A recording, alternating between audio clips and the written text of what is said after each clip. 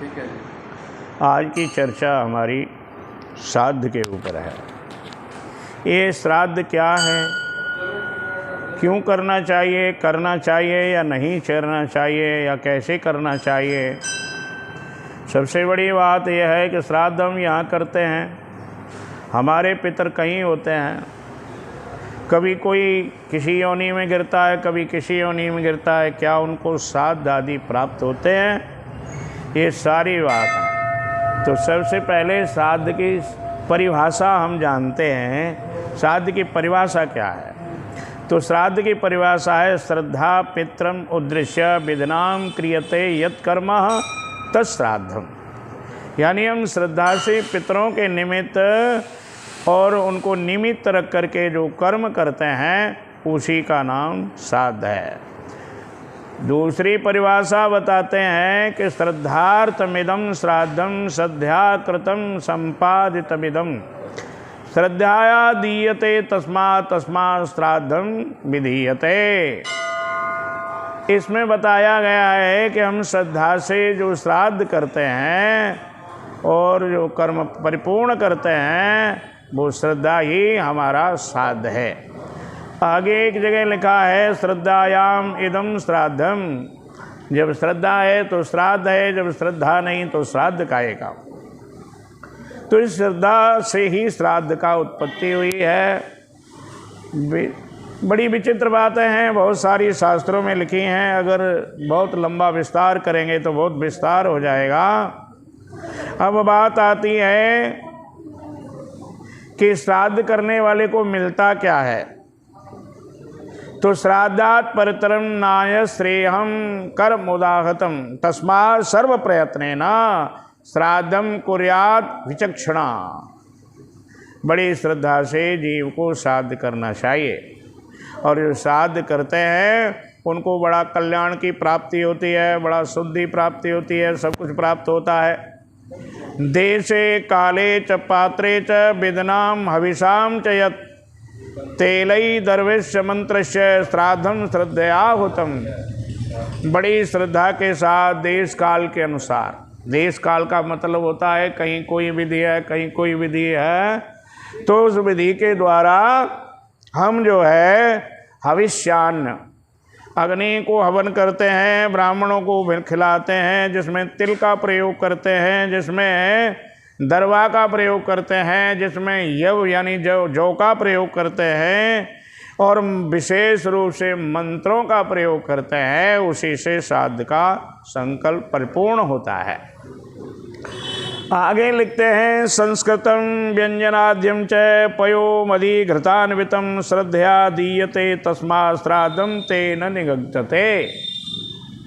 मतलब होता है कि हम सुंदर बना करके, क्या सुंदर बना करके कि पयो दूध और मधु यानी मीठा, यानी शहद भी हो सकता है, मीठा भी हो सकता है, घृतान्वितम ये भी साथ में लेते हैं, और वो श्रद्धा के साथ जो हम पितरों को अर्पण करते हैं वही उसमें विचार किया जाता है। क्या विचार किया जाता है कि देशे काले च पात्रे च श्रद्धया विधिनाम च यत् पितृमुद्देश्य विप्रेयो दत्तम श्राद्धमुपाहतम।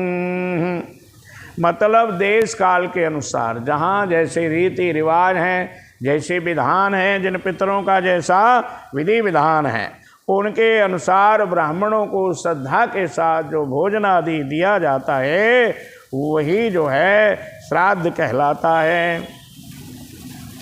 आगे कहते हैं कि योगेन विद्राम श्राद्धम कुर्यात् वही शांत मानस। जो समय आने पर बड़ी शांत मन से श्राद्ध को परिपूर्ण करते हैं, तो विप्रे कल्पसो नित्यम यान्ति नावर्तते पुनः। पूर्व पुराण में लिखा है कि वो इंसान कभी नरक में नहीं जाते जो श्रद्धा पूर्वक अपने पितरों का श्राद्ध करते हैं। आगे लिखते हैं यम स्मृति में, गरुड़ पुराण में, श्राद्ध प्रकाश में, तीनों जगह ये श्लोक आता है कि आयु पुत्रान यश स्वर्गम कीर्ति पुष्टि बलम श्रियम पशुं धनम धान्यम च प्राप्नुयात् पितृपूजनात्। जो अपने पितरों का पूजन करते हैं उनके घर में बिना बुलाए लंबी उम्र के इंसान पैदा होते हैं। यानी कोई विशेष कार्य नहीं, पितरों का आशीर्वाद होता है तो अपने आप ही लंबी उम्र के लोग पैदा होते हैं, पुत्र पैदा होते हैं, पौत्र पैदा होते हैं, धन की पुष्टि होती है, बल की पुष्टि होती है, पशुओं की वृद्धि होती है, धन की वृद्धि होती है, धान्य की वृद्धि होती है, और पितर जहाँ से खुश जाते हैं जिस परिवार से, उस परिवार में सब कुछ शुद्ध ही शुद्ध होता है। आगे लिखता है आयु प्रजाम धनम विद्याम स्वर्गम मोक्षम सुखानि च प्रयक्षन्ति तथा राज्यम पितरः श्राद्ध तर्पिता। जब श्राद्ध से, हमारे दिए हुए श्राद्ध से हमारे पितर जब तृप्त हो जाते हैं तो हमको आयु देते हैं, धन देते हैं, परिवार की वृद्धि होती है, नाती के समय नाती पैदा होता है, पोता के समय पोता पैदा होता है, दोता के समय दोता पैदा होता है, विद्यावान को विद्या प्राप्त होती है जो विद्या के चाहवान हैं, मोक्ष चाहने वालों को मोक्ष प्राप्त होती है। ये सब पितर प्रसन्न हो जाते हैं तो हमें दिलाते हैं। अब ये बात आती है कि पितर क्यों दिलाते हैं भाई? वो तो खुद पराधीन हो सकते हैं, क्योंकि संसार तो देवाधीन है। ऐसा लिखा है कि देवाधीनम जगत सर्वम, सारा संसार देवाधीन है, तो फिर पितर कहाँ से दिला लेते हैं?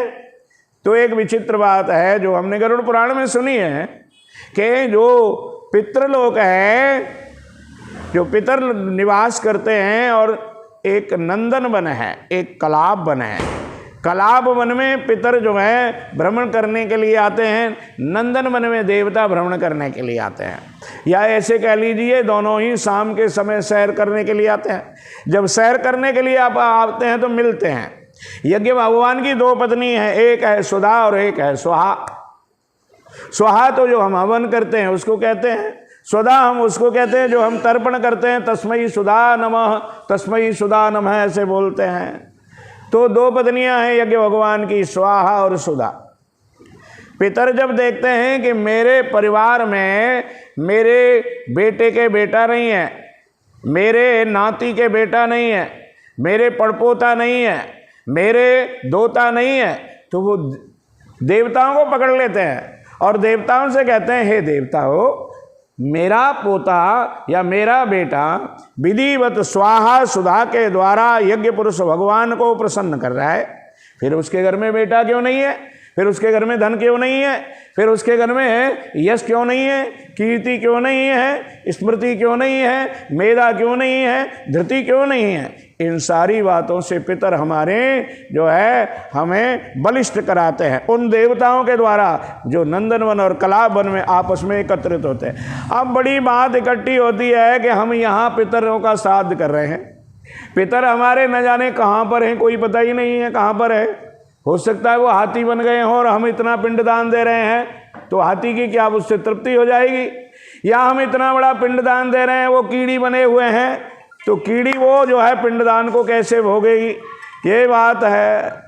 ये सारी बातों को लेकर के प्रश्न खड़ा होता है, और जायज भी है भाई, प्रश्न लोग करते हैं, उल्टे सीधे प्रश्न करते हैं, और उसका जवाब हमें शास्त्रों के अनुसार ही, शास्त्रों के अंदर ही देना चाहिए। क्योंकि आजकल लोग जो है कुतर्क बहुत करते हैं, तर्क बहुत कम करते हैं। तो अब ये इस बात पर विचार करते हैं कि हमारे पितर कहीं भी कुछ भी बन गए हैं, मान लो हाथी बन गए, उसके लिए हमने इतना पिंडदान किया, क्या उससे तृप्ति होगी उसकी? या वो कहाँ हैं? पेड़ बन गए, पौधे बन गए, पंछी बन गए, जलचर बन गए, भूचर बन गए, नवचर बन गए, कोई भी बन गए, तो क्या उन तक हमारा दिया हुआ साध पहुँचेगा? और अगर पहुँचेगा तो कैसे पहुँचेगा? तो पहली बात उसके लिए कि मंत्रों के आधार पर पहुँचता है। मंत्रों से जब हम आवाहन पितरों को करते हैं तो पितर लोग बिल्कुल हमारे निकट आ जाते हैं। सबसे पहली बात तो यह है, ये 15 दिनों में होते ही निकट हैं, लेकिन जब हम मंत्रों से आह्वान करते हैं तो वो बिल्कुल हमारे निकट आ जाते हैं। फिर हमारे दो देवता हैं, एक विश्वदेव और एक है अग्निवास्वत नाम के हमारे पितर। इनका काम ये है कि हम जो पिंडदान करते हैं वो उस पिंडदान को उस देवता तक पहुंचाते हैं, उस व्यक्ति तक पहुंचाते हैं, उस हमारे पितर तक पहुंचाते हैं जो कहीं भी है, किसी तरह अवस्था में है। तो वो अग्निवास्वत और विश्वदेव ये दोनों ही हमारे हव्य को, कव्य को, पितरों को प्राप्त कराते हैं। शास्त्रों का ये अनुमत है, कोई अपनी तरफ से नहीं कह रहा हूँ, विशेष रूप से नहीं कह रहा हूँ। दूसरी बात, इसके अलावा एक और बात है कि बड़ी भीड़ में हमारा पिंड वहाँ कैसे पहुँचेगा। तो इसके लिए बड़ा सुंदर एक उदाहरण है मेरे पास कि एक बड़ी विशाल गौशाला है जिसमें हजारों गाय हैं और बछड़ा माँ से बिलग हो गया, और बिलग होने के बाद वो भां भां करते हुए अपनी माँ को ढूंढ रहा है। उधर माँ भी ढूंढ रही है, इधर बछड़ा भी ढूंढ रहा है। एक समय ऐसा आता है वो हजारों गायों में से बछड़ा अपनी माँ को खोज लेता है। इसी प्रकार इधर हम तत्पर हैं कि हमारे पितरों का श्राद्ध हमारे पितरों तक पहुँचे, उधर हमारे पितर भी हमारे तत्पर हैं कि वो हम जो है अपने पुत्रों का, पौत्रों का, दोहित्रों का दिया हुआ श्राद्ध प्राप्त करें। तो इस प्रकार से इसमें कोई संशय नहीं करनी चाहिए कि हमारा दिया हुआ श्राद्ध हमारे पितरों पर यत्र तत्र सर्वत्र जहाँ कहीं है वहाँ पर जो है वो पहुँचता है, और बड़ी श्रद्धा से उसको हमारे पितर लोग ग्रहण करते हैं, और ग्रहण करके हमारा सब कुछ जो है पितरों को प्राप्त होता है। संतुष्ट हुए पितर हमको सब कुछ दे जाते हैं, असंतुष्ट जो है पितर हमें श्राप दे के जाते हैं। जगह जगह ऐसा लिखा हुआ है कि जब पितर असंतुष्ट होते हैं श्राप दे करके चले जाते हैं। इसलिए श्रद्धा के साथ, भक्ति के साथ हमें श्राद्ध करना चाहिए।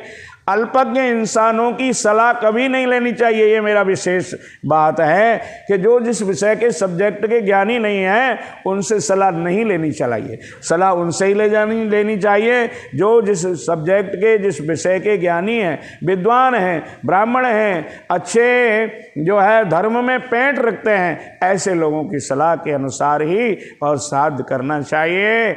विशेष बात यह है कि अगर श्रद्धा है तो श्राद्ध है, श्रद्धा नहीं तो श्राद्ध नहीं। और मेरी सभी को बहुत बहुत धन्यवाद। सभी अपने अपने धर्म पर आरूढ़ रहें और धर्म पर आरूढ़ रह करके अपने पितरों का श्राद्ध करें, उनका आशीर्वाद लें, ताकि जीवन में, परिवार में कभी पितृदोष नहीं हो, पितृदोष नाम जैसा कलंक ना लगे हमें। इसलिए पितरों को प्रसन्न रखें, पितरों को खुश रखें। बांके बिहारी लाल की जय। सियावर रामचंद्र भगवान की जय।